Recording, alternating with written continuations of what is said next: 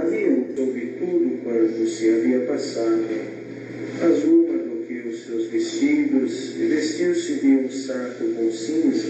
Saiu pelo meio da cidade e clamou com grande e amargo. Mardoqueu soube tudo quanto se havia passado. Azul mardoqueou seus vestidos e vestiu-se de um saco com cinza. Saiu pelo meio da cidade e clamou com grande e amargo clamor. E chegou até diante da porta do rei, porque ninguém vestido de saco podia entrar pelas portas do rei. Em todas as províncias aonde a palavra do rei e a sua lei chegava, havia entre os judeus grande luto, com jejum, choro, lamentação.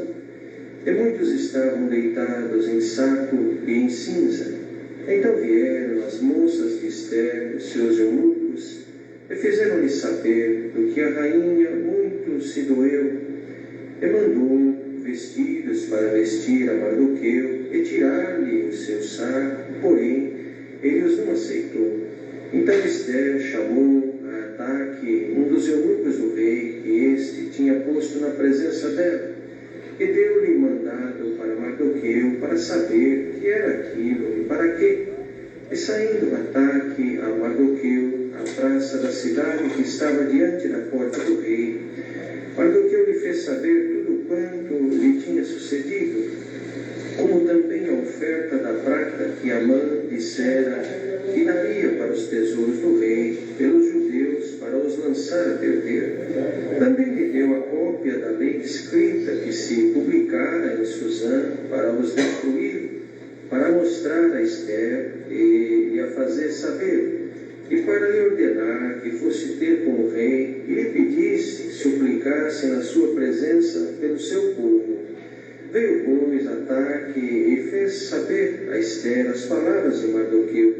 Então disse Ester a Ataque e mandou-lhe dizer a Mardoqueu: todos os servos do rei e o povo das províncias do rei bem sabem que todo homem ou mulher que entrar ao rei no pátio interior, sem ser chamado, não há senão uma sentença, a de morte, salvo se o rei estender para ele o cetro de ouro, para que viva. E eu, estes 30 dias, não sou chamada para entrar ao rei. E fizeram saber a Mardoqueu as palavras de Ester. Então disse Mardoqueu, e tornasse-me a dizer a Ester: não imagines em teu ânimo que escaparás na casa do rei mais do que todos os outros judeus, porque se de tudo que calares neste tempo, socorro e livramento de outra parte virá para os judeus. Mas tu e a casa de teu pai perecereis. Quem sabe se para tal tempo como este chegaste a este reino. Então disse Ester que tornassem dizer a Mardoqueu: vai, ajunta todos os judeus que se acharem em Susã, e jejuai por mim, não comais nem bebais por 3 dias, nem de dia nem de noite. Eu e minhas moças também assim jejuaremos, e assim irei ter com o rei, ainda que não é segundo a lei, e perecendo pereço. Então Mardoqueu foi e fez conforme a tudo quanto Ester lhe ordenou. Glória a Jesus. Bendito é o nome do Senhor. Queridos irmãos, prezadas irmãs, neste relato onde os irmãos bem conhecem, não é? Desta moça que, aos cuidados daquele homem, seu tio, que vivia às portas do palácio de um rei bastante poderoso, governava um extenso território, não é? Tinha seu exército, tinha a sua força conquistadora. Tudo isto era sabido, tudo isto era de fato notório a todos.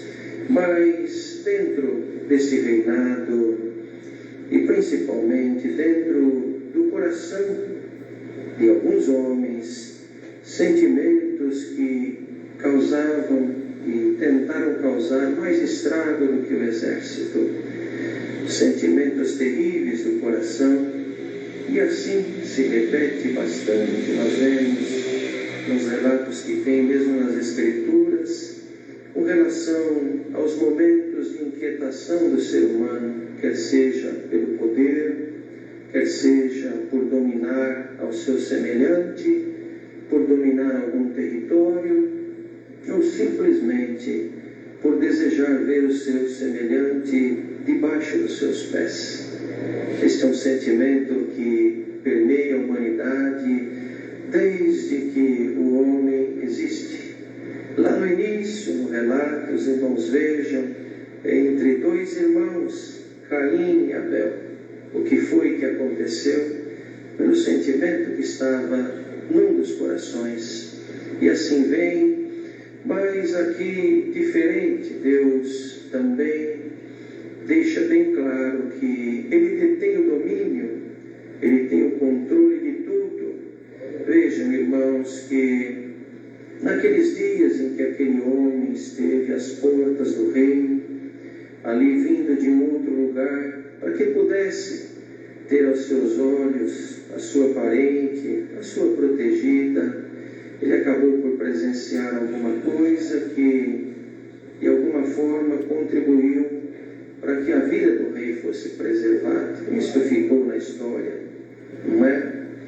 Mas chegou o momento em que Esther, de fato, foi habitar no palácio, foi habitar por ali, e o que acontece é que isto tudo, também não só por ela, mas principalmente do ódio que aquele homem Amã tinha por Mardoqueu, fez com que ele conduzisse os demais para que aprovassem uma lei, ainda que injusta, mas que para ele satisfazia os seus anseios e colocava todo um povo a perder, todo um povo debaixo do seu mau sentimento, do seu mau pensamento.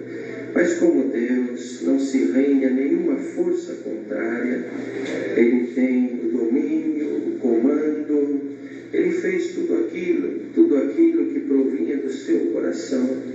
Por outro lado, Deus despertava, quer em Mardoqueu, quer na própria Esther, depois de ser desperta por Mardoqueu, o sentimento de que nem tudo estava perdido. Ainda tinha um recurso infalível que não se rende a homem nenhum, e não se rende a nenhuma posição humana, a nenhum governo deste mundo, e um poder maravilhoso que nos veio de uma forma tão majestosa na obra de Jesus Cristo, na obra de salvação. Nos veio fé, nos veio esperança, nos veio confiança, nos veio a certeza de que o nosso Rei não é um Rei injusto, é um Rei poderoso, cujo domínio estende de geração em geração, é um domínio que não causa nenhuma imposição a ninguém, mas que veio para resgatar o homem do lugar onde estava, veio para tirar o ser humano de uma condição difícil e colocá-la em outra. É o inverso dos sentimentos que habitam em quantos que vivem nesse mundo. Enquanto alguns procuram prejudicar o seu próximo, quem habita dentro da própria casa, quem convive na sua recâmara, este Deus maravilhoso